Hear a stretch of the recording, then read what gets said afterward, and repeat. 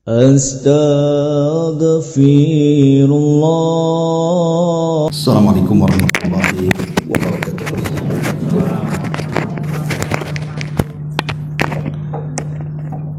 Bihamdillahi wassalatu wassalamu ala rasulillah wa ala alihi wa sahbihi wa mawalah wa la hawla wa la quwata illa billahi wa ba'du.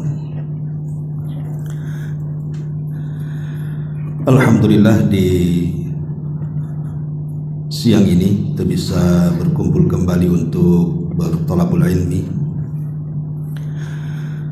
dan pembahasan di siang ini kita akan membahas soal su'ul khatimah atau kematian yang buruk.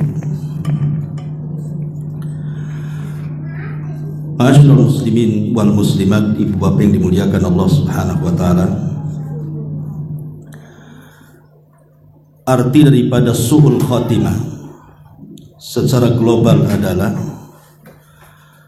orang yang diwafatkan Allah Subhanahu wa taala dalam keadaan bermaksiat kepadanya. Itu inti daripada su'ul khatimah. Nabi SAW saking takutnya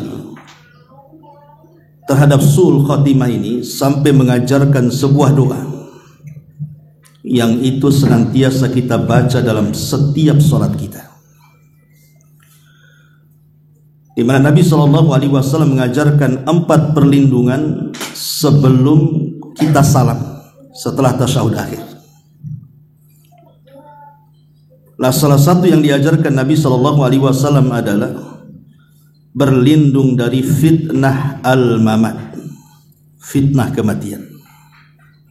Kan di situ Allahumma inni a'udzubika min adzabi jahannam wa min adzabil qabri wa min fitnatil mahya wal mamat wa min fitnati syarri masihid dajjal.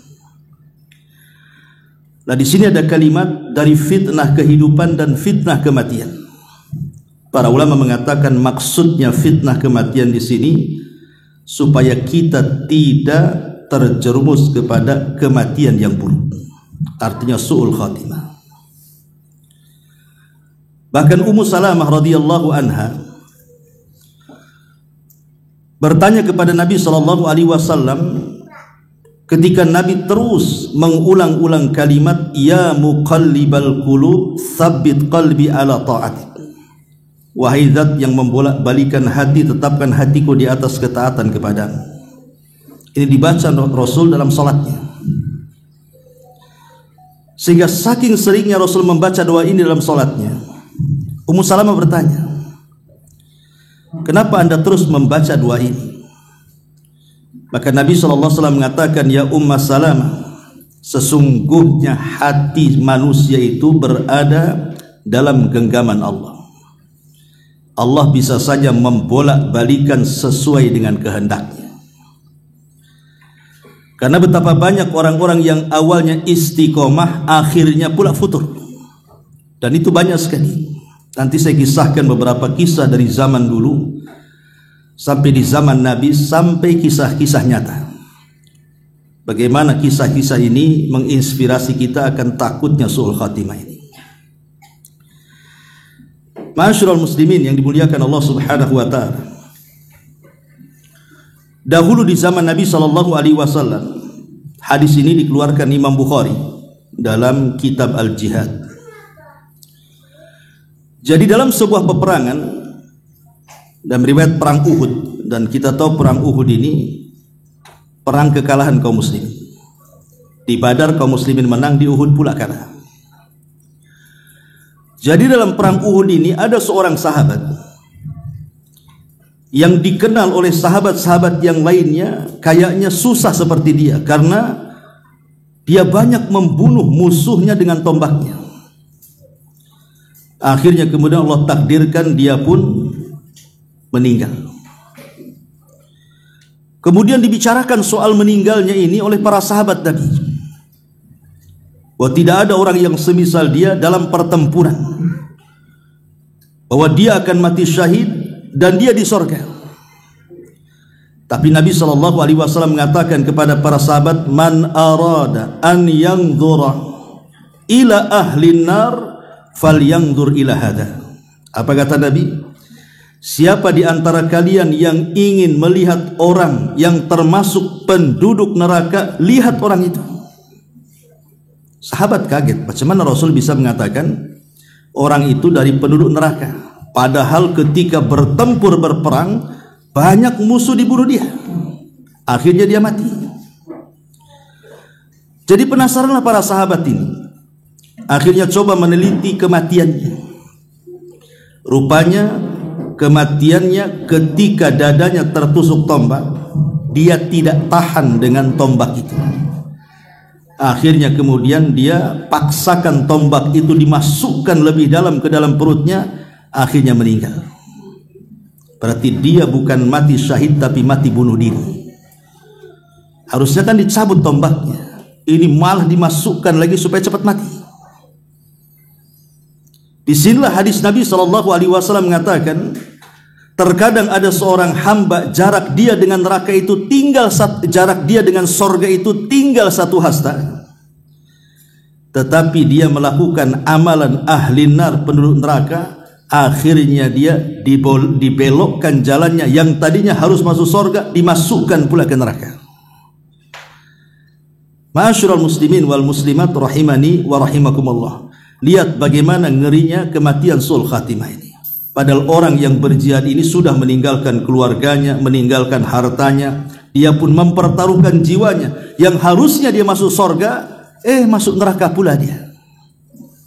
Karena diakhiri bukan dengan mati syahid, tapi diakhiri dengan al-intihar, bunuh diri. Ma'asyiral muslimin yang dimuliakan Allah Subhanahu wa taala. Ibrahim alaihi salatu wassalam, Nabi Allah Ibrahim alaihi salatu wassalam, ketika menjelang ajalnya, Allah Subhanahu wa taala berfirman kepadanya, "Kaifa wajadtal mauta ya Ibrahim?" Jadi Ibrahim ketika sakaratul maut kemudian meninggal dunia. Kemudian Allah datang kepada Nabi Allah Ibrahim dan mengatakan, "Kaifa wajadtal mauta?" Bagaimana engkau mendapatkan kematian? Apa rasanya? Maka Nabi Allah Ibrahim mengatakan, "Kasafud ja'ala fi sufi aratabin thumma judiba." Kata Nabi Allah Ibrahim alaihi salatu wassalam, kematianku adalah seperti cerulit yang dipendamkan kepada bulu-bulu kambing wol, kemudian disiram air, kemudian dicabut dengan paksa. Apa enggak rontok tuh bulu-bulu kambing itu? Maka Allah Subhanahu wa taala mengatakan kepada Ibrahim, "Amma inna qad hawwanna 'alaika." Tapi sesungguhnya wahai Ibrahim, aku sudah memudahkan kematian. Kalau seorang nabi sekelas Ibrahim alaihi salatu wassalam menggambarkan bagaimana detik-detik wafatnya, bahwa kematian itu seperti itu gitu, bisa merontokkan seluruh persendian, tapi Allah ringankan karena dia seorang nabi. Macam mana selain daripada Nabi SAW, Ibrahim alaihi salam, tentu kematiannya juga lebih parah kan begitu. Makanya Nabi SAW ketika menggambarkan soal kematian itu, kematian seorang mukmin dan kematian orang kafir, apa kata Nabi SAW?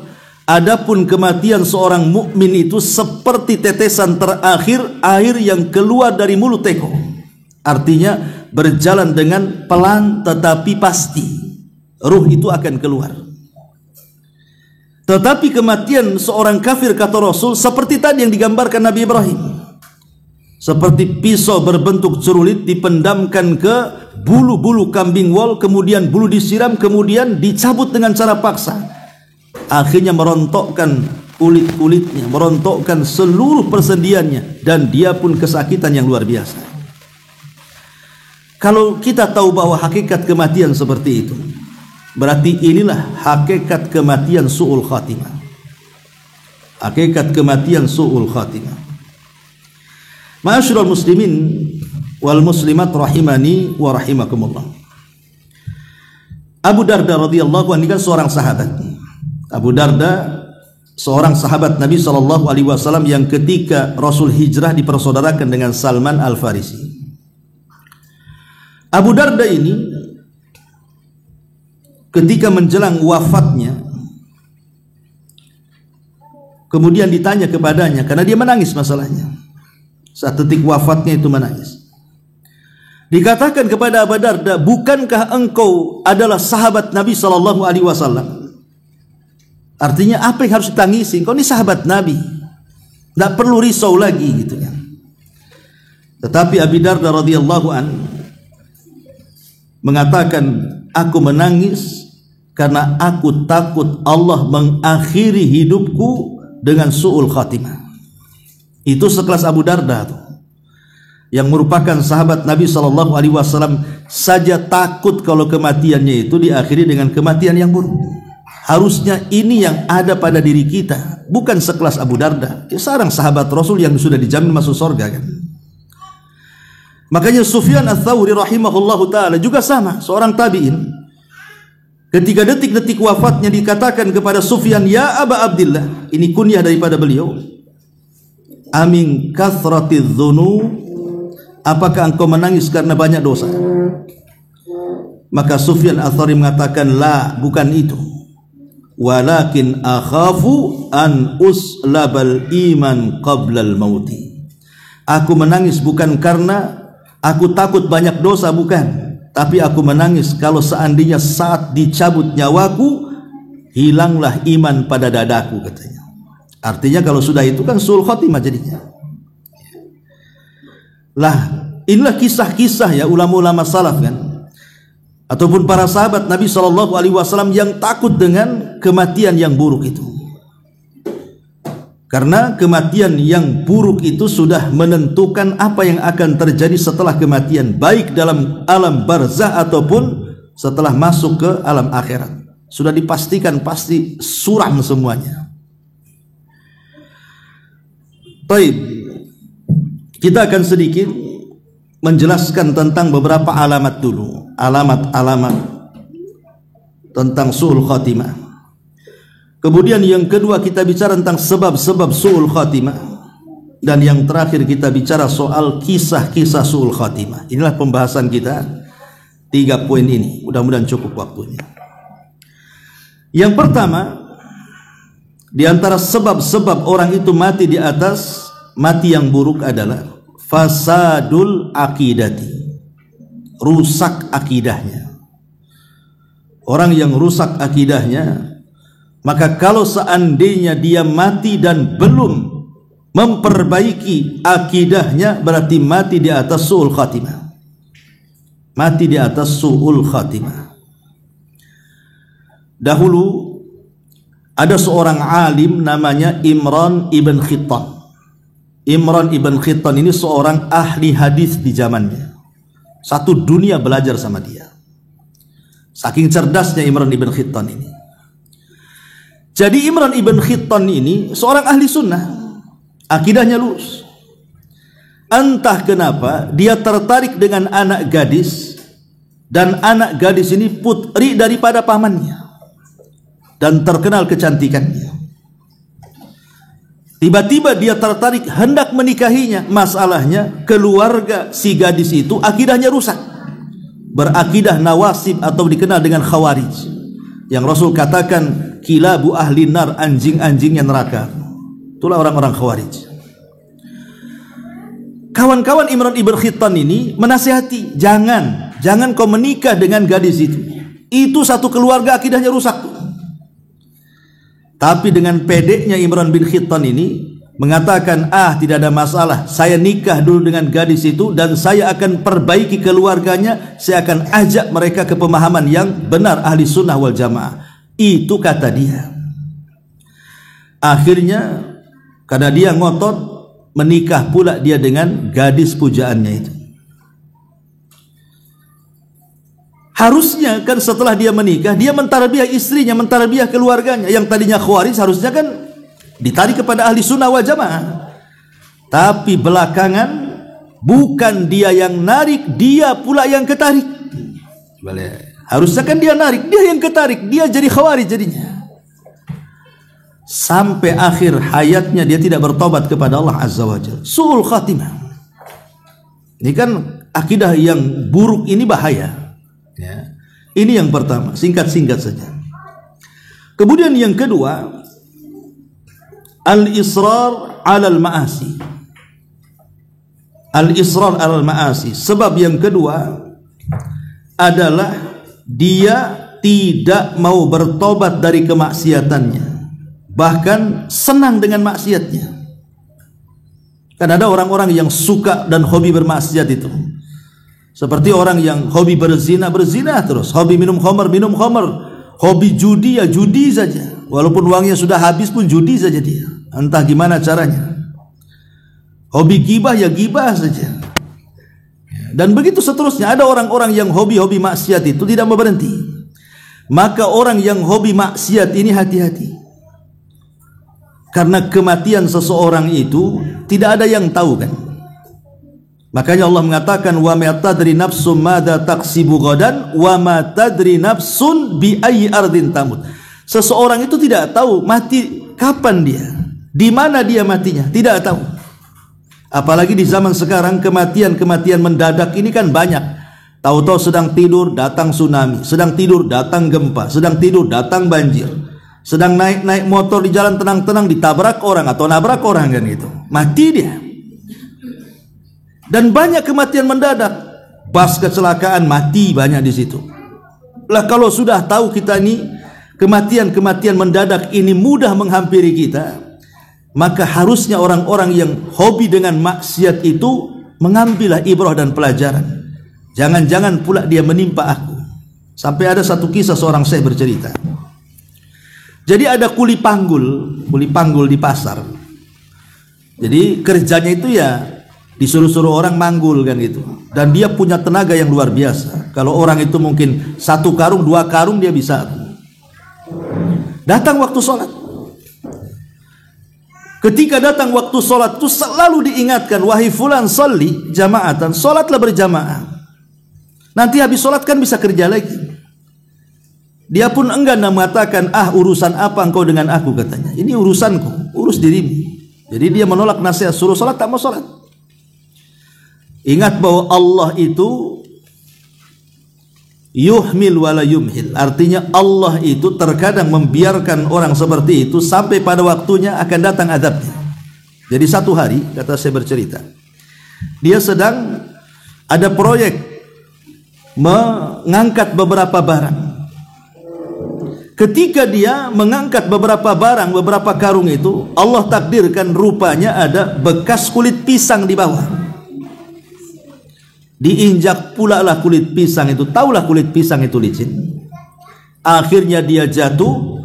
Kemudian bawaan yang dibawanya menimpa dirinya. Akhirnya dia pun pingsan. Kemudian dibawa ke rumah sakit. Ketika siuman, semua badannya tidak bisa digerakkan, hanya kepalanya saja.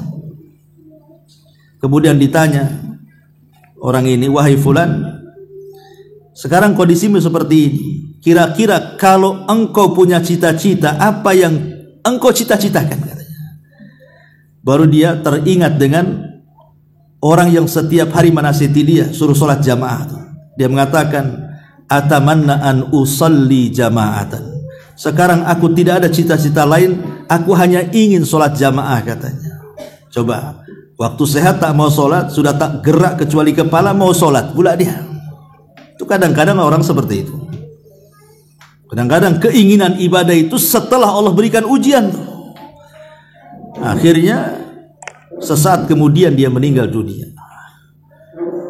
Lah ini kan ketika orang kemudian terbiasa bermaksiat, meninggalkan kewajiban, dan ingat meninggalkan kewajiban itu lebih parah dosanya dibandingkan melakukan keharaman.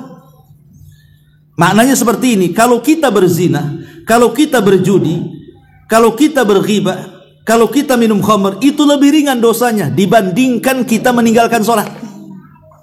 Karena kaidah para ulama itu, tarkul wajib asyad min irtikabil muharram. Meninggalkan yang wajib lebih parah dosanya dibandingkan mengerjakan yang haram.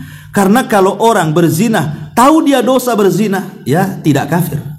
Dia tahu itu dosa, cuman karena syahwatnya saja yang kuat akhirnya berzina terus. Apakah kafir? Tidak kafir, kecuali dia halalkan zinanya. Tapi orang yang meninggalkan sholat bisa kufur, dia bisa keluar dari Islam tanpa sadar.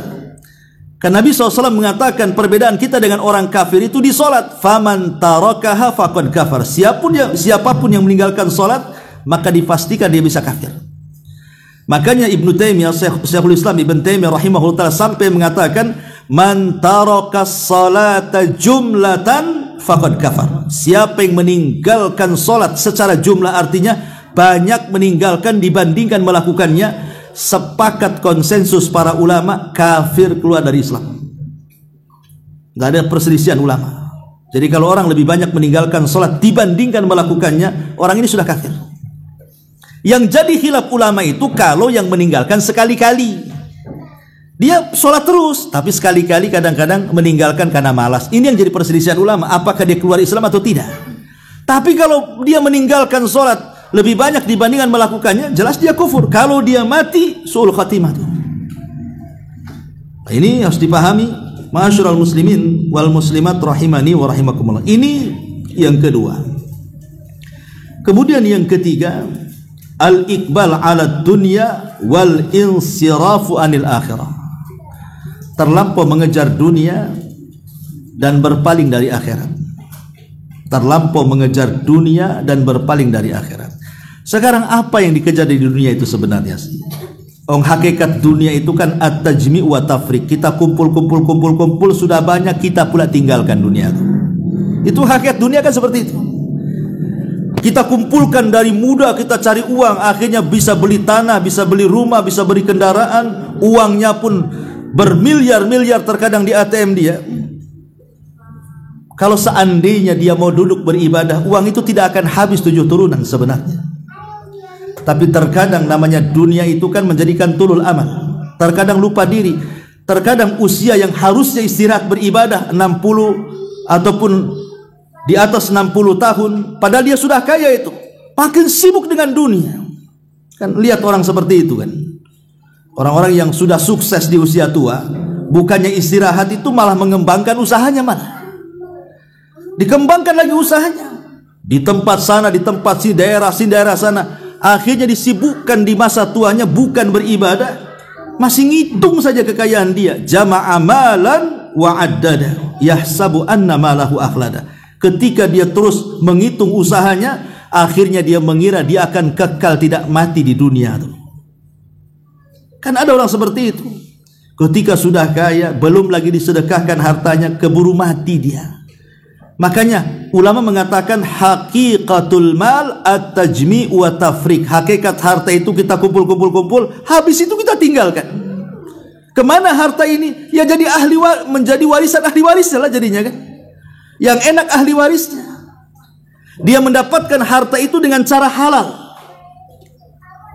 Karena kan warisan itu halal dia. Walaupun ketika yang punya warisan itu mencarinya dengan cara haram. Tapi kalau sudah jadi warisan anaknya, jadi halal kan begitu. Coba bayangkan. Anak-anaknya mendapatkan harta itu dengan halal, tapi orang tuanya mendapatkan harta itu dengan haram. Dia yang punya harta, dia yang sedang diazab dalam kuburan. Coba. Ya, makanya di sini harus dipahami bahwa harta itu terkadang menggiurkan orang. Dan arti yahsabu anna malahu akhlada, bahwa ketika orang suka menghitung-hitung harta itu, kemudian menyangka harta itu yang akan mengekalkannya. Karena biasanya orang yang punya harta, kalau dipandang sama orang yang tidak punya harta, kayaknya tidak pernah mati-mati. Contoh umpamanya, orang yang punya harta usianya sudah 50 tahun, itu wajahnya kayak 20 tahun, ya kan Bu? Karena suka ke salon, suka sauna, ngerawat badan. Coba orang-orang miskin itu yang tidak punya uang, itu usianya 20 tahun, mukanya kayak 40 tahun. Karena stres akhirnya bekerut kan gitu. Ya gimana dia mau jaga badannya, jaga mukanya, jaga raut mukanya, uang pun tak punya, beli listrik pun tak bisa. Akhirnya kelihatan tua lah. Jadi orang miskin memandang orang kaya yang kok awet muda. Sebenarnya bukan awet muda, awet tua dia itu. Casingnya aja awet muda kan. Sebenarnya dia sudah dekat ajalnya tuh. Itulah makna yahsabu anna malahu akhlada. Dia mengira bahwa harta itu mengekalkan dirinya. Karena pandangan orang miskin kepada orang kaya itu kayaknya awet muda saja, padahal usianya sudah dekat. Lah orang yang kemudian tulul amal, terlampau panjang amal-amal angan-angannya karena mengejar dunia meninggalkan akhirat, ini terkadang dilalaikan dengan kematian. Terkadang tahu-tahu meninggal. Kan banyak itu pengusaha-pengusaha meninggal mendadak tuh. Belum sempat tobat tuh, hartanya belum dibagikan, belum disedekahkan, padahal Rasul mengatakan maluka ma akalta fa afnaita wa ma labista fa ablaita wa ma tasaddaqta fa abqaita.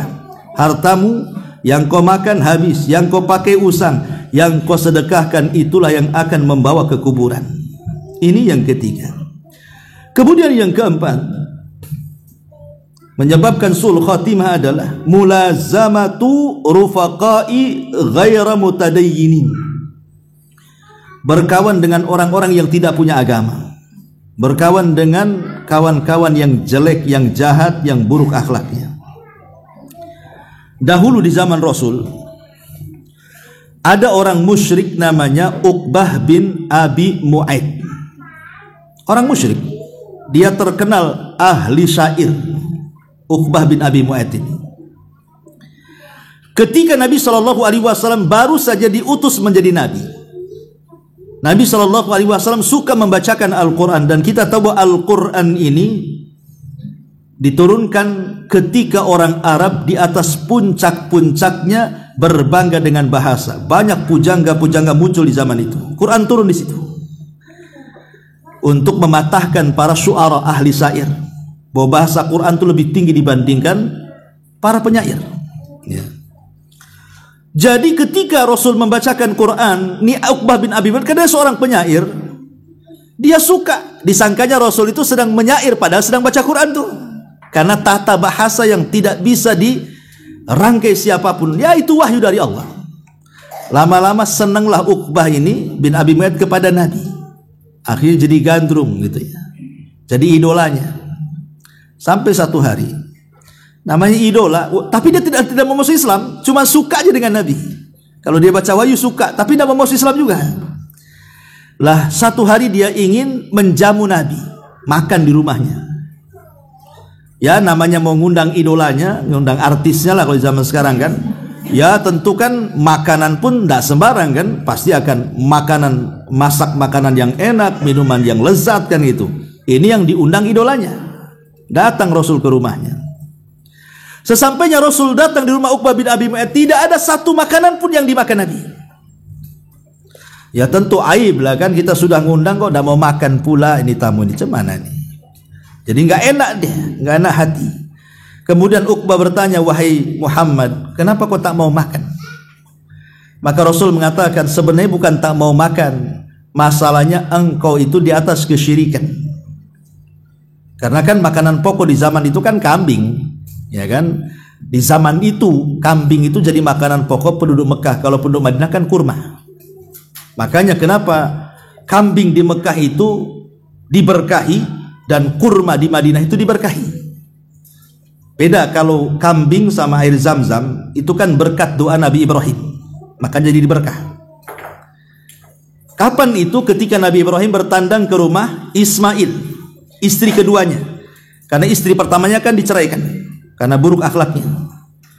Lah ketika Ismail sudah menikah dengan istri keduanya, kan menghidangkan daging sama air zam-zam. Ketika itu belum berkah air itu, ya air biasa saja. Tapi karena Ibrahim kemudian mengatakan, Allahumma barik fi ta'amikum wa syarabikum, ya Allah berkahilah makanan dan minuman kalian. Sejak itulah kambingnya menjadi berkah dan air zam-zamnya menjadi berkah. Beda dengan Madinah. Kalau Madinah itu yang mendoakan bukan Ibrahim, tapi Nabi SAW. Sebagaimana Ibrahim mendoakan Mekah, maka Rasul mendoakan Madinah. Makanya kurma di Madinah itu menjadi berkah, yang disebut dengan ajwa. Itulah bedanya, kalau di Madinah menang di kurmanya, kalau di Mekah menang di kambing sama di zam-zamnya. Makanya antum ketika umroh kemarin yang sudah umroh ya kan, walaupun makan kambing pagi, siang, sore nggak ada masalah di Mekah itu. Jangan makan kambing yang dipelihara di Temiang. Coba saja kalau pagi kambing temiang, sore kambing temiang, besok 1 bulan, itu kita yang ke temiang tuh. Itu kan masalah tuh. Lah karena tidak berkah kan ya. Ya makanan biasa saja di sini semua juga bisa mendatangkan penyakit kan itu. Tapi karena di sana berkah, yang makan kambing orang Arab biasa saja. Karena memang diberkahi di sana. Sebagaimana juga kurmanya. Ya. Baik, singkat cerita, ma'asyiral muslimin wal muslimat rahimani wa rahimakumullah. Jadi Nabi SAW tidak mau makan di rumah Uqbah bin Abi Mu'ayth itu. Alasannya karena di atas kesyirikan. Jadi kata Uqbah itu, ya sudah, gimana caranya biar kau makan? Karena bagi orang Arab itu aib kalau tamu masuk kok tak makan. Karena termasuk adat baik jahiliyah itu adalah menjamu tamu. Orang Arab jahiliyah, sejahiliyah-jahiliyahnya orang jahiliyah itu, kalau soal jamu tamu nomor 1. Pokoknya dikeluarkan makanan tuh. Kita ini sudah lewat jahiliyah. Saya bertamu pula lah pakai botol aqua. Tak ada lah makanan di sana. Terbalik kita ini. Kita udah nggak jahiliyah padahal kan. Nggak ada kita ini. Paling toples itu pun bekas lebaran di Idul Fitri itu. Ya. Jadi intinya bahwa kata Rasul, kalau aku ingin makan dari makananmu, bersyahadatlah katanya. Terpaksalah bersyahadat. Bukan ingin masuk Islam, dah. Jadi syahadatnya itu supaya Nabi mau makan ceritanya. Bersyahadat ya asyhadu an la ilaha illallah wa asyhadu anna Muhammad Rasul. Baru Nabi mau makan. Enggak kepikiran dia masuk Islam, dah ya. Cuman biar Nabi makan saja, makanya dia mengucapkan syahadat tuh. Rupanya syahadatnya Uqbah ini kedengaran sama kawannya. Namanya Umayyah ibn Khalaf. Umayyah ibn Khalaf ini sama tokohnya dengan Abu Jahal juga tuh. Satu tokoh juga ya, orang-orang besar di zaman itu. Lah Umayyah bin Khalaf dengan Uqbah ini CS-nya. Ya, kawan dekatnya. Marah Umayyah ini.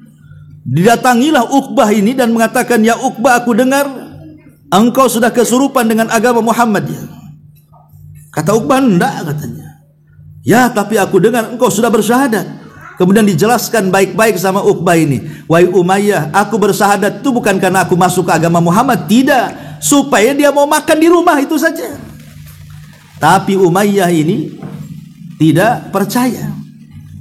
Sampai kemudian Uqbah memastikan, mengatakan, bagaimana caranya supaya kau yakin aku tidak masuk agama dia?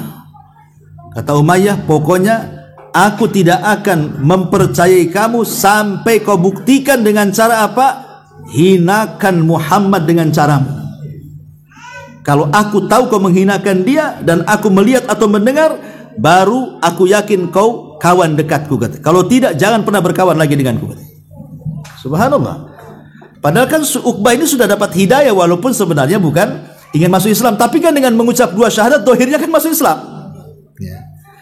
Sampai satu hari Abu Jahal ini sedang duduk-duduk bersama para pemuda Quraisy di dekat Ka'bah. Dan Nabi kebiasaannya kan biasanya sholat 2 waktu. Sebelum ada sholat 5 waktu itu Rasul selalu melaksanakan sholat 2 waktu. Cuma 2 rakaat saja, 2 rakaat pagi dan 2 rakaat petang. Baru setelah peristiwa Isra Mi'raj ada sholat namanya sholat 5 waktu yang kita kenal tuh. Tapi sebelum ada peristiwa Isra Mi'raj itu sholat Rasul itu cuma 2 rakaat pagi dan petang saja. Jadi Abu Jahal mengatakan, sebentar lagi nih Muhammad kalau jam-jam segini nih, dia pasti datang sholat depan Ka'bah.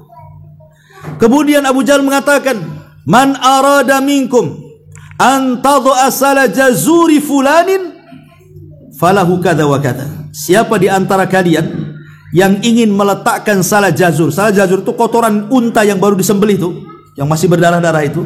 Siapa yang mau meletakkan salah jazur kotoran unta yang masih berdarah di pundak si Muhammad itu ketika dia sujud saat sholat, maka dia akan dapat ini dan itu, katanya. Dihadiahi oleh Abu Jahal.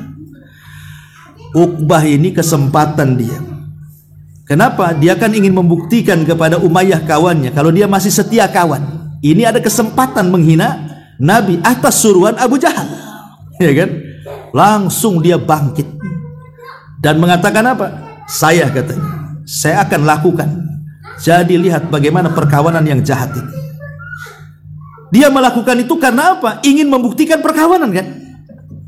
Dicarinya salah jazur, Allah takdirkan dapat pula tuh salah jazur itu, kotoran unta tuh. Ketika Nabi sedang sujud, betul-betul diletakkan di atas pundaknya. Coba bayangkan. Ini kotoran unta beda dengan kotoran kambing. Kotoran kambing tak banyak, kotoran unta gede, banyak kan gitu.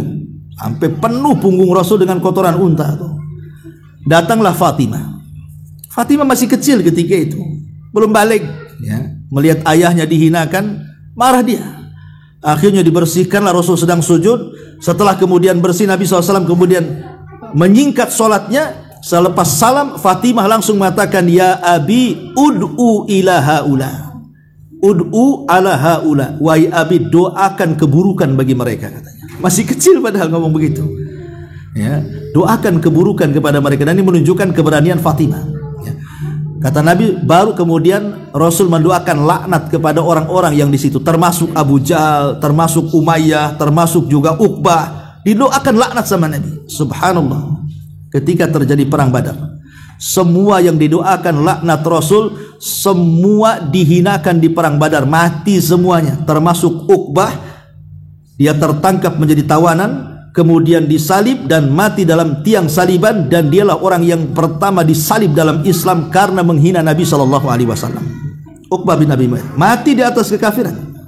Nah, inilah makanya buruknya apa? Teman-teman yang buruk itu menyeret kita. Ini di antara sebab su'ul khatimah. Kemudian juga di antara sebab su'ul khatimah adalah at-taswifu bitaubah. Taswif itu dari kalimat saufa. Dalam bahasa Arabnya saufa itu mungkin bahasa kitanya nanti-nanti. Kapan lo tobat? Nanti habis haji, ya kan? Habis haji tak tobat juga. Kapan mau tobat? Nantilah pulang umroh. Habis umroh tak tobat juga. Kapan mau tobat? Tunggulah 50 tahun. Saya kan masih muda, ya, masih 49 tahun, kurang setahun katanya. Nah, tunggulah 50 tahun. Habis 50 tahun tak tobat juga. Itulah orang yang suka menyanyikan nanti-nanti itu. Ingat bahwa kalimat nanti-nanti, saufa-saufa itu dalam bahasa Arabnya itu kalimat yang bahaya, karena kalimat itulah yang menyeret kita kepada su'ul khatimah. Kalau ditanya kapan mau tobat, nanti. Kapan? Sampai mati dia bilang nanti. Nah, ini juga diantara hal yang bisa mengakhirkan tobat, akhirnya su'ul khatimah. Kemudian juga diantaranya para ulama mengatakan ta'alluqul qalbi bi ghairillah. Hatinya senantiasa tertambat kepada selain Allah. Tertambat kepada selain Allah tidak mesti harus ke berhala, tidak. Karena berhala di zaman sekarang sudah modern. Kalau di zaman Nabi Nuh itu kan Yaghus, Ya'uq, Nasr, itu nama-nama berhalanya kan. Kalau di zamannya Nabi Ibrahim, matahari, bulan. Di zaman Rasul ada Lata, Uzza, Manat, Hubal, itu berhala-berhala kan. Kalau sekarang kan tidak ada berhala-berhala kayak gitu. Sekarang berhalanya nih kalau ibu-ibu itu ya, tas, ya, sepatu, kemudian apalagi gelang, emas, pakaian. Nah, itulah kendaraan, rumah, ya. Lah inilah yang menjadikan ketika hati kita berpaling kepada perhiasan dunia, maka Rasul mengatakan ta'isa abdud dinar wa ta'isa abdud dirham wa ta'isa abdul khamisah, kata Rasul. Celaka hamba-hamba uang, dinar dirham, dan celaka hamba-hamba penggandrung pakaian, ya. Jadi sekarang ini berhalanya kan macam-macam tuh. Berhalanya itu sudah ke yang lain. Kalau dulu Lata, Uzza, ya sekarang ya manusia, bahkan istri nyembah suami, suami nyembah istri. Boleh jadi bentuknya adalah karena dia lebih mentaati pasangannya dibandingkan Allah Subhanahu wa taala. Banyak sekarang ini, dia lebih cinta kepada pasangannya dibandingkan cintanya dia kepada Allah. Contoh yang sederhana, satu kisah lah. Di zaman Nabi SAW ada seorang laki-laki namanya Julaibib. Julaibib ini orang miskin, tidak punya apa-apa. Julaibib ini sudah miskin, kemudian tidak punya nasab yang baik, kemudian juga tidak punya perawakan yang tampan. Dia kecil, dia hitam, dia kriwel, tidak tampan, pokoknya banyak kekurangannya lah Julaibib ini. Jadi satu hari Rasul nanya sama Julaibib, Julaibib, kapan kamu mau kawin? Gitu. Marah Julaibib sama Nabi. Rasul, bukan aku tak mau kawin, wanita mana yang mau dengan Julaibib, katanya. Wanita mana yang mau dengan Julaibib? Sampai di sini pertanyaan Rasul. Besoknya ketemu lagi, ditanya dengan hal yang sama. Kapan kamu kawin? Makin marah Julaibib ini. Rasul, sudah kukatakan wanita mana yang mau dengan aku, katanya. Sampai 3 kali, akhirnya ditinggalkan Nabi. Ketika dia mau meninggalkan Nabi, langsung oleh Nabi dipanggil, tunggu dulu sini, katanya. Betul nih, saya serius. Kau menikah? Dia mengatakan, ya mau Rasul, tapi wanita mana yang mau dengan aku? Begini, kau datang ke tengah-tengah kampung orang Ansor itu. Di situ ada rumah, gang sekian, nomor sekian, RT sekian, RW sekian. Ya, kalau sekarang lah kan itu. Kau ketuk rumahnya.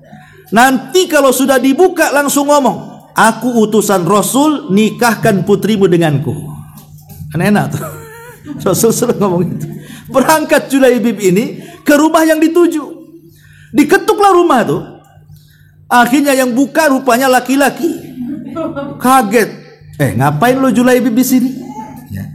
Aku utusan Nabi, kata Julaibib. Kata Nabi, serahkan putrimu, nikahkan dengan aku. Apa enggak terperanjat-peranjat bapaknya? Kok datang-datang minta dinikahi kan? Oh, tunggu dulu gitu ya. Saya akan ngomong dulu dengan istri saya. Dipanggil istrinya. Kemudian suaminya ngomong, Bu, ada Julaibib. Katanya dia utusan Nabi. Dia ngomong nikahkan putri kita dengan dia. Oh, makin stres istrinya. Apa tidak ada orang lain? Kenapa mesti Julaibib? Kenapa tidak Abu Bakar, Umar, Utsman? Kok dia pula yang datang, katanya. Marah istrinya.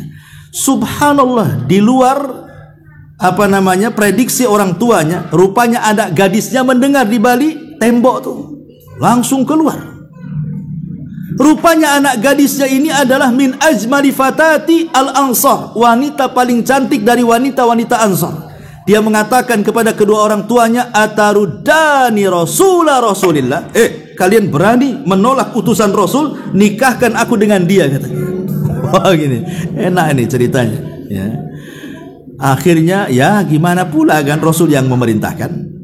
Akhirnya menikah. Turunlah ayat, wa ma kana lil mu'minin wala mu'minatin idza qadallahu wa rasuluhu amran an yakuna lahumul khiyaratu min amrihim wa man ya'sillaha wa rasulahu faqad dhalla dhalalan ba'ida. Kalau Allah dan Rasulnya sudah memerintahkan satu perkara, tidak layak bagi seorang mukmin laki-laki dan seorang mukmin perempuan ada kebimbangan dalam hatinya. Tidak boleh. Harus sami'na wa ata'na. Turun ayat ini memuji wanita tadi, anak gadis tadi. Setelah menikah, malamnya, harusnya yang namanya paginya akad, kan malamnya itu kan yang ditunggu-tunggu semua anak-anak muda kan. Malam pertama. Kalau yang sudah tua tak adalah malam pertama itu. Ini yang muda-muda yang baru nikah pasti ditunggu-tunggu malam pertama. Ketika di situ Julaibib hendak, belum lagi menggauli istrinya, hendak menggauli istrinya. Tiba-tiba ada panggilan dari luar. Panggilan umum dari luar, ada utusan Nabi SAW sambil berteriak, ya khairullah hirkabu, hei kuda-kuda Allah, persiapkan diri kalian, kita akan berangkat jihad. Semua para sahabat pada keluar rumah ingin jihad. Julaibib ini ada 2 panggilan. Pertama panggilan istrinya, yang kedua panggilan jihad. Kira-kira kalau antum di posisi Julaibib, milih mana tuh? Kan ini malam pertama masalahnya. Nggak mungkin ikut jihad. Ini malam pertama masalahnya kan. Besok kan ada jihad lagi. Itu paling alasan kita. Tidak dengan Julaibib. Dia mengatakan kepada istrinya, di sana ada panggilan Nabi, malam ini ada panggilan kamu. Aku lebih memilih panggilan Nabi. Berangkat dia. Belum disentuh istrinya. Akhirnya perang dia. Subhanallah, setelah selesai perang, Allah menangkan peperangannya. Kemudian yang selamat berkumpul, yang korban dikumpulkan. Kata Rasulullah, kata Rasul, sudah lengkap semua pasukan. Kata para sahabat, sudah wahai Rasul, yang hidup sekian, yang korban sekian. Kata Rasul, tidak, kalian salah hitung, kurang 1. Subhanallah, dalam peperangan masih juga kurang 1, kata Rasul. Nggak ada yang kenal yang satu ini siapa. Kata Rasul, aina Julaibib, di mana Julaibib? Sampai sahabat nggak kenal, salah hitung. Ya karena kefakirannya tadilah, makanya tidak dikenal orang. Maka Rasul pun mencari-cari jasad Julaibib. Rupanya Julaibib sedang terkapar di sekitarnya 7 orang musyrik dibunuh dia. Maka Rasul mengambil jasad Julaibib, meletakkan di pahanya, kemudian mengatakan, ya Julaibib, ana minka wa anta minni. Aku bagian darimu dan engkau bagian daripada aku. Tapi syahidnya di sini bagaimana? Lihat bagaimana sosok Julaibib. Padahal dia tidak laku karena fakirnya, karena jelek rupanya, karena tidak punya tampang yang baik. Sekali giliran dapat istri yang cantik, ditinggalkannya pula demi Allah dan Rasulnya. Nah, itulah kalau ini bisa kita praktekkan, berarti kita masih menghambakan diri kepada Allah. Tapi kita ini kadang-kadang tidak. Kita lebih taat kepada suami, istri taat kepada suami atau suami taat kepada istri. Ini kan bahaya. Nah, inilah namanya ta'alluq bi ghairillah namanya. Ketergantungan kepada selain Allah ini bisa mengakibatkan su'ul khatimah. Ini juga diantara sebabnya. Kemudian juga sebab berikutnya adalah al-intihar. Tadi saya sudah jelaskan di mukadimah, al-intihar itu orang yang bunuh diri karena stres dengan kepenatan kehidupan dunia. Kan saya pernah lihat YouTube itu ada seorang ibu mencekoki 3 anaknya, 1 bayi, 2 sudah agak gede, dikasih racun, akhirnya dia pun minum racun, akhirnya 4-empatnya meninggal. Kemudian nulis surat di situ. Rupanya isi suratnya apa? Masalah faktor ekonomi. Karena tidak tahan merawat anaknya karena sudah cerai dengan suaminya, akhirnya dibunuh semua, dia pun akhirnya bunuh diri. Dia kira kematian seperti itu akan beristirahat dari dunia. Tidak. Kematian bukan untuk beristirahat, apalagi orang bermaksiat kan.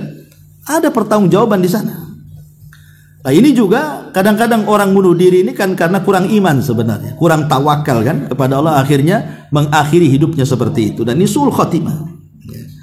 Termasuk su'ul khatimah adalah orang-orang yang penuh penyakit dalam hatinya. Mungkin penyakit sombong, hasad, dengki, ujub, takabur, dan begitu seterusnya. Maka ini juga penyebab-penyebab orang su'ul khatimah. Tapi ini diantara sebab-sebabnya. Kita masuk kepada alamatnya. Seperti apa sih alamat su'ul khatimah itu? Yang pertama, al-mautu alal maksiyati. Ketika dia mati di atas maksiat, itu alamat dia su'ul khatimah. Lagi mabuk, mati, gitu ya. Lagi zina, mati. Lagi maksiat apa sajalah. Ibu lagi begibah, mati. Hati-hati ibu. Itu juga su'ul khatimah tuh. Ini yang pertama. Dan ini yang banyak. Ini yang banyak. Lihat coba kalau berita-berita di diskotik orang mati karena overdosis. Sampai saya ingat waktu saya di kampung tuh. Masih saya hidup di Jawa Barat dulu, masih kecil. Di Jawa Barat tuh dulu ada ya geng-geng, sama juga ada preman-preman desa lah kan itu. Jadi kerjanya mabok saja. Preman-preman desa itu kerjanya mabok, tapi kan tidak sehebat minuman keras hari ini. Kalau dulu tuh kan paling mabok pakai ada merek cap janggut dulu kan. Maboknya itu kayak anggur lah. Nah, itu udah maboknya orang dulu tuh. Jadi satu hari di desa saya itu ngadakan lomba minuman keras itu antar preman lah. Coba bayangkan, itu anggur dicampur sama spiritus. Spiritus kan untuk petroma kan. Coba bayangkan. Karena kurang keras itu anggur itu, dioplos dengan spiritus. Akhirnya kurang keras lagi, bukan dengan spiritus saja, dioplos dengan pil BK. Pil BK itu pil untuk anjing gila. Jadi itu kasih anggur, kasih spiritus, kasih pil BK lagi. Mabok lo malam itu. Besoknya 5 orang mati. Coba bayangkan. Mati itu. Termasuk kepala premannya mati. Subhanallah, kepala premannya mati. 1 minggu desa itu sepi. Orang dulu takut hantu. Karena matinya tak wajar masalah. Sampai diisukan aku ketemu dia sedang nongkrong lagi. Orang dah mati nongkrong lagi. Ini gimana ceritanya kan itu? Dan orang-orang dulu kan begitulah, ada keyakinan ke sana kan. Ya. Tapi lihat ada orang mati kayak gini. Ini istilahnya kisah nyata gitu ya. Kita saksikan waktu kecil di desa itu. Ya antum mungkin lebih paham, dari daerah antum mesti ada orang yang mati di atas maksiat itu. Nah ini alamat kalau mati di atas maksiat su'ul khatimah. Kemudian yang kedua, al-mautu saksi ala su'idzan billah. Kematian seseorang dan dia berburuk sangka kepada Allah. Dia berburuk sangka kepada Allah. Ya akhirnya kemudian mengakhiri dirinya lah. Ya, kenapa kok saya ini susah terus? Kenapa saya ini sakit terus? Ya, kok orang lain tak sakit? Kenapa saya ini kok masalah banyak terus? Kan? Itu kan suudzon itu kepada Allah. Padahal terkadang ya Allah berikan sakit, berikan masalah, berikan ujian itu terkadang kan untuk mengangkat derajat kita sebenarnya. Atau juga menghapuskan dosa-dosa kita yang banyak mungkin. Dulu kita banyak dosa, sekarang kita sedang diuji. Bisa saja untuk mengangkat derajat dan menghapuskan dosa. Tapi ada orang-orang itu karena tidak paham soal itu, akhirnya suudzon kepada Allah. Nah dengan suudzon itulah akhirnya mengakhiri dirinya. Ini justru su'ul khatimah dia. Ini alamat yang kedua. Alamat yang ketiga, insirafu syahsi anit taubah. Dia berpaling, kematian sebelum datang taubat. Jadi mati sebelum datang taubat, maka itu dipastikan su'ul khatimah. Kemudian juga ijtima'u iswidad al-wajhi wa ubusihi wa dhulmatihi indal maut. Terkadang Allah perlihatkan kematian seseorang itu dengan berubahnya warna wajah. Bisa saja yang tadinya putih menjadi hitam. Contoh sebuah kisah, ini kisah nyata, dikisahkan oleh salah satu syekh ya, ketika berceramah tentang su'ul khatimah. Jadi dahulu di Riyadh itu ada seorang wanita namanya Maria, ya tentu nama samaran. Tapi Syekh ini mengatakan ya anggap saja namanya Maria. Ya untuk ya kode etik lah kan gitu, ketika menceritakan kan tidak boleh menyebut nama. Anggaplah inisial anu gitu ya. Anggap saja Maria namanya. Ada namanya Maria? Afwan kalau ada kesamaan Bu ya. Mudah-mudahan nggak ada di sini namanya Maria. Karena ini cerita buruk masalahnya. Jadi ada seorang wanita kata Syekh ini namanya Maria.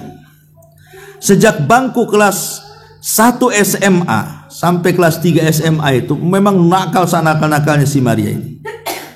Ya sudah playboy ya, playboy laki-laki ya, apa kalau istilah perempuan. Pokoknya suka goda laki-laki dan sudah mulai merokok, sudah mulai kena narkoba. Ya. Sampai kemudian duduk di bangku kuliah juga gitu. Ganggu suami orang, macam akhirnya banyak masalah. Dan terakhir masuk kepada dunia hitam. Ya pelacuran, naudzubillah. Jadi satu hari Maria ini entah sakit karena apa, kemudian terbaring sakitnya. Kemudian dengan sakit itulah mengakibatkan kematiannya. Karena yang mengkisahkan ini semua rata-rata dari pemandi jenazah. Ya. Jadi yang memandikan jenazah si Maria ini ketika meninggalkan ditutup pakai kain. Dan Maria ini orangnya putih, orangnya cantik, cakep pokoknya. Luar biasa lah, dipuji kecantikan. Jadi ketika pemandi jenazah ini masuk hendak memandikan si Maria ini, dia terkaget sekali ketika kemudian dia masuk ke tempat pemandian. Disangkanya bukan Maria karena wajahnya menghitam. Udah tidak cantik lagi, hitam sudah nggak dikenali lagi. Apakah dia Maria atau bukan? Langsung ketakutan keluar. Akhirnya manggil keluarganya, betul nggak ini si Maria yang mau dimandikan? Ketika keluarganya masuk kaget juga, ya. Dan itu memang Maria. Jadi usut punya usut, seorang syekh yang hadir di situ bertanya sama keluarganya itu, sebenarnya apa yang dilakukan putrimu? Kok seperti itu? Ya. Baru orang tuanya menceritakan yang sesungguhnya kepada syekh tadi, bahwa anakku si Maria ini tidak pernah sholat. Dia tidak pernah sholat, disuruh sholat tak mau, tak pernah sholat sampai dia meninggal. Dan dia hobi melakukan maksiat kepada Allah Azza wa Jalla. Ini kisah nyata yang seorang syekh menceritakan. Lah terkadang ikhwatul fiddin kita bisa melihat kematian itu boleh jadi mungkin dengan bau busuk yang keluar, atau mungkin badan yang berubah. Sampai ada satu kisah itu orang yang dimasukkan ke liang lahat, itu lehernya, kepalanya dihadapkan. Kalau mayat itu kan kalau dimasukkan liang lahat kan diarahkan ke kiblat tuh, dimiringkan ke lambung kemudian diarahkan ke kiblat. Ini mukanya tidak mau arah ke kiblat, setiap dikiblatkan muter lagi ke belakang, muter lagi ke belakang, sampai orang yang di dalam tuh ketakutan naik ke atas tuh. Padahal sudah mati, kok bisa dia berputar wajahnya nggak mau dihadapkan ke kiblat?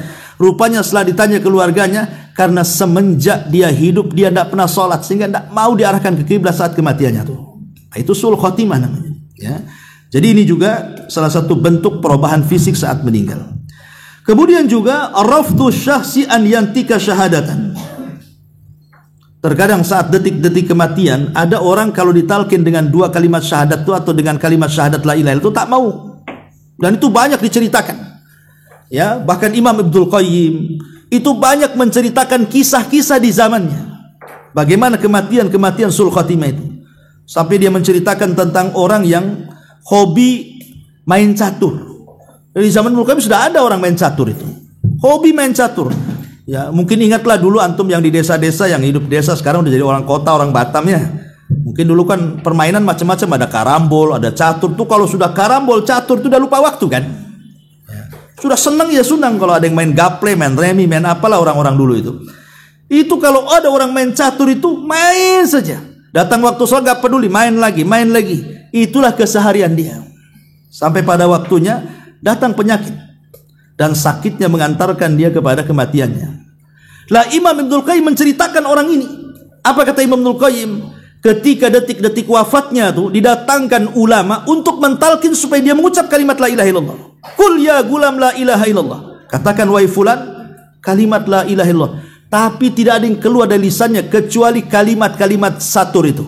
Qul la ilaha illallah, malah dia mengatakan sekak katanya. Coba bayangkan. Dikatakan la ilaha illallah, sekak, akhirnya sampai kak terakhir mati dia.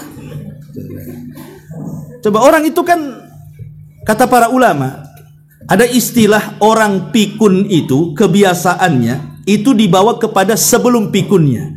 Lah orang mati itu juga akan mati dibawa kepada kebiasaan hidupnya. Hati-hati. Makanya kenapa kalau orang pikun kadang-kadang latah ngomong yang jorok-jorok, karena sebelum pikun itu yang diucapkan tuh.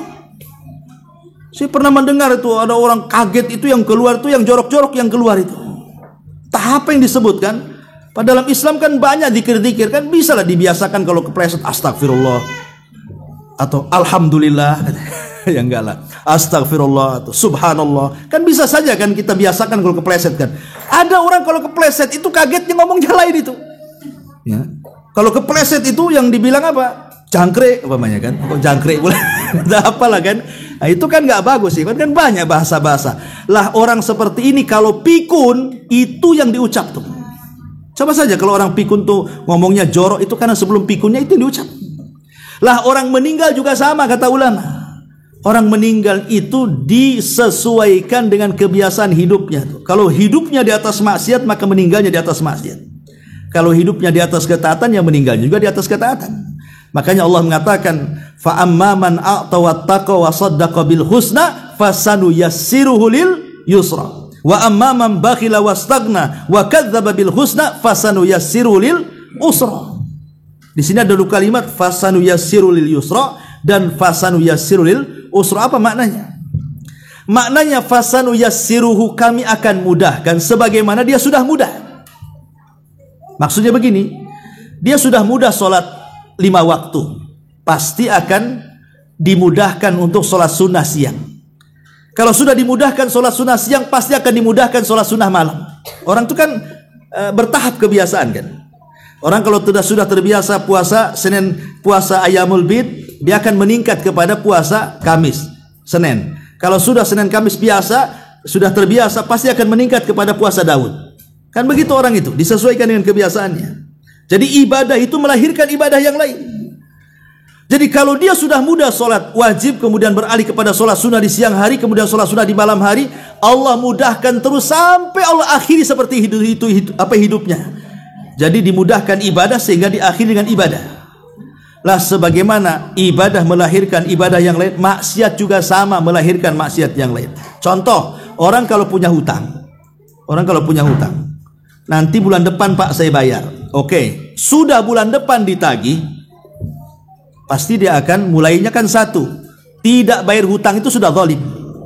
Tapi dia akan merembet buat dosa lain, berdusta. Ya kan, mulai dusta kan dia. Nggak ada duit nanti aja, padahal ada duit tuh. Mulai berdusta kan. Mulai dari zalim, berdusta. Kemudian dari dusta apa lagi? Mulai dia benci dalam hatinya. Tengok dia langsung pergi dia. Makanya orang punya hutang itu stres di malam hari, menghilang di siang hari. Itu memang begitu kaidahnya orang yang punya hutang tuh.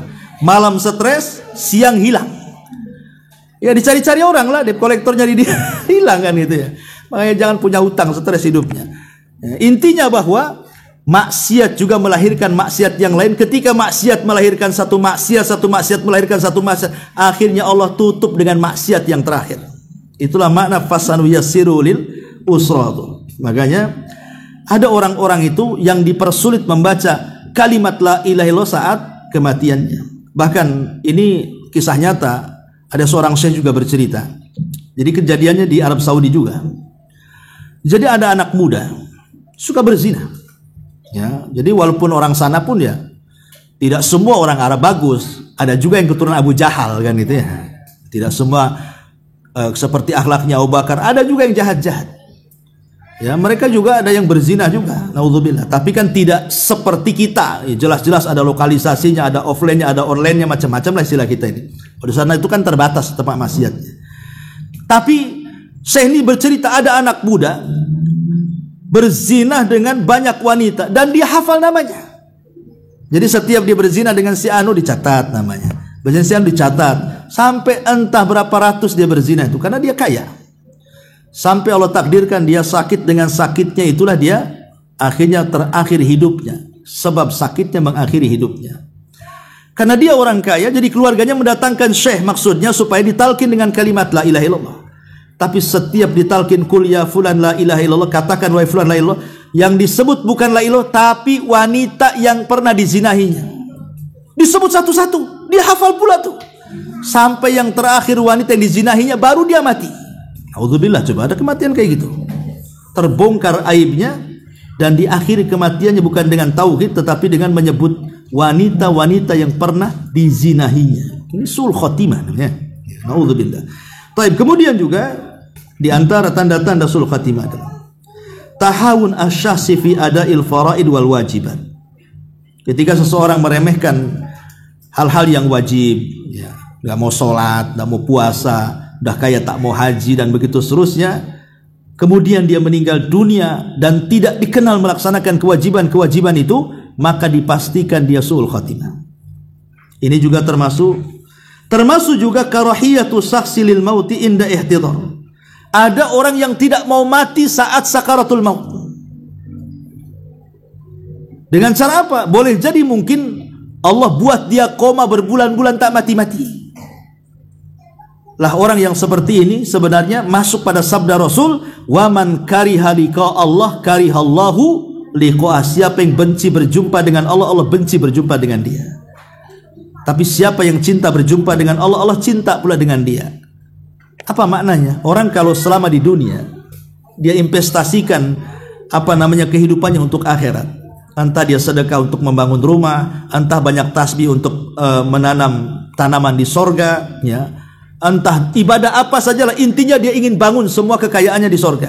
Ini kalau mati maka senang dia. Kenapa? Karena supaya cepat masuk istananya.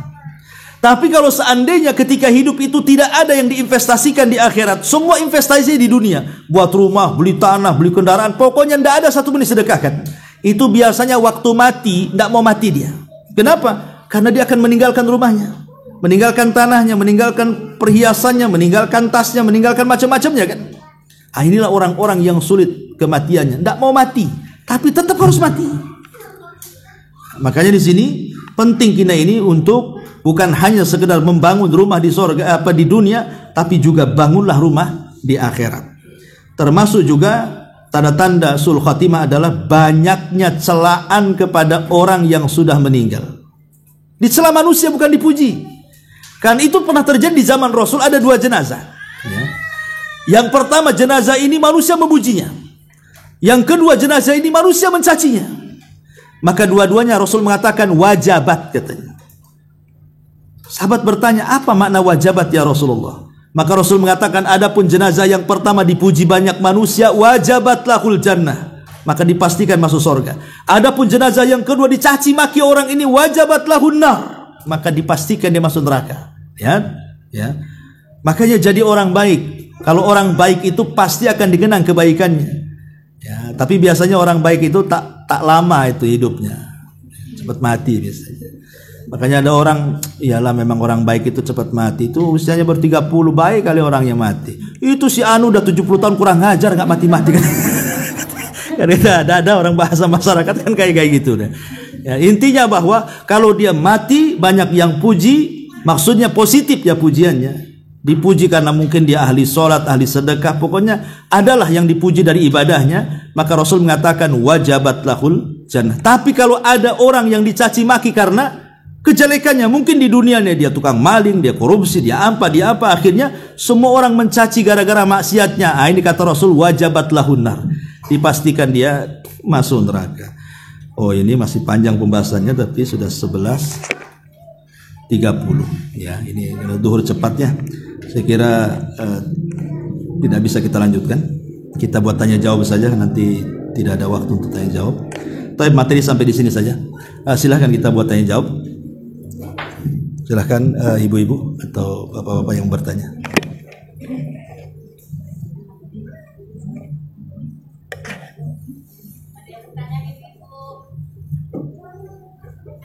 Ustaz mau bertanya. Iya, silakan.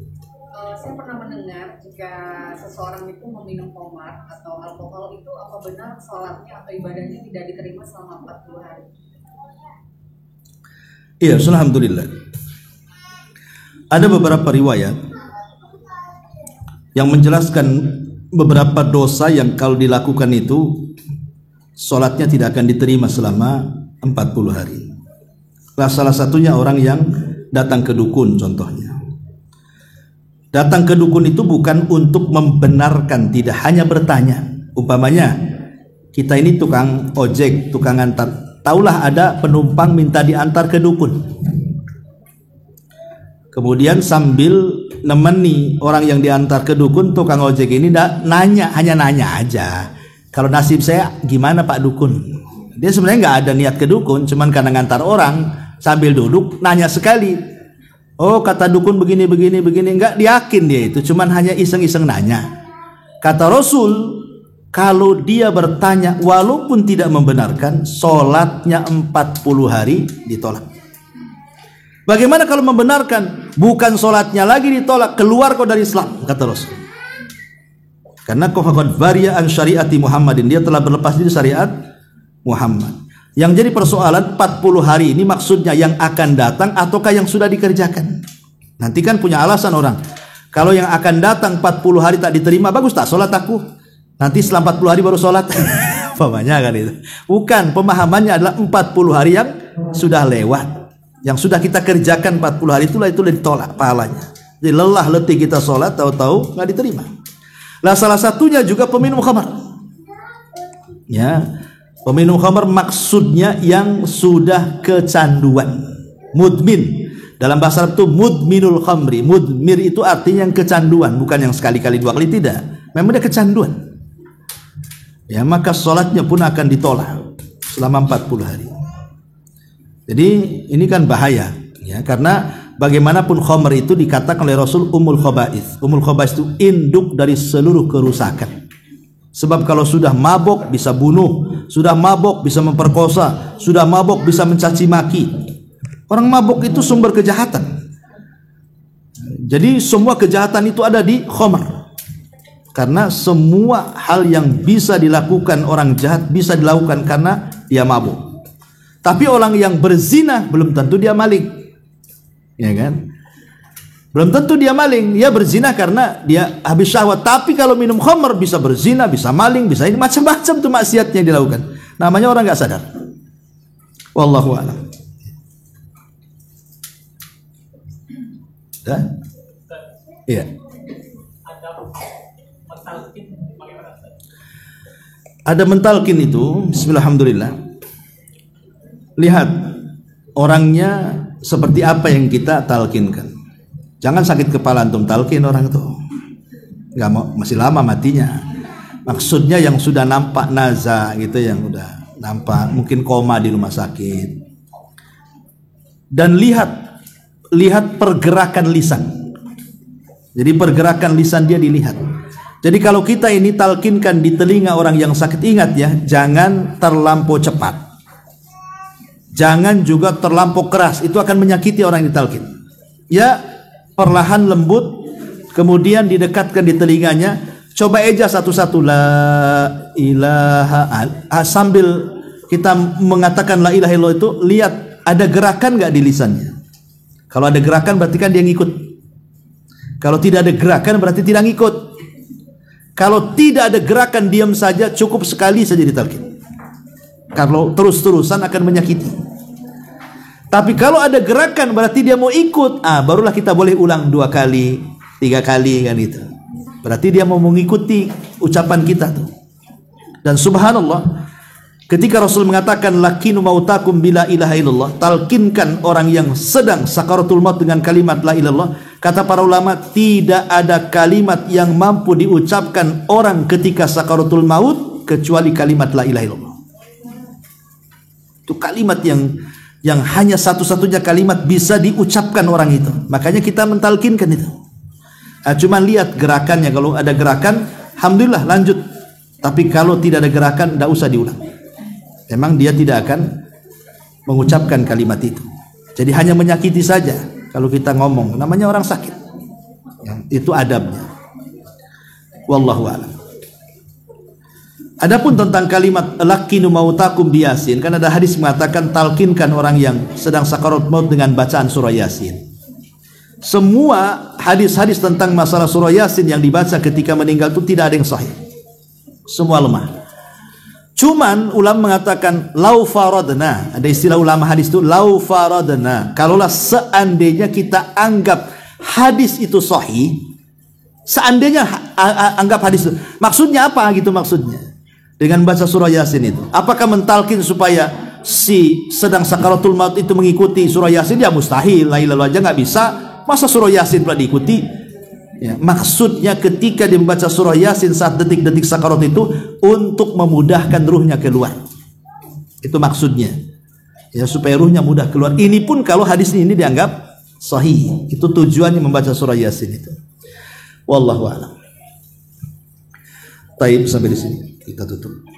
Subhanakallah bihamdika asyhadu an la ilaha illa anta astaghfiruka wa atubu ilaik. Allahu ta'ala alam. Assalamualaikum warahmatullahi wabarakatuh.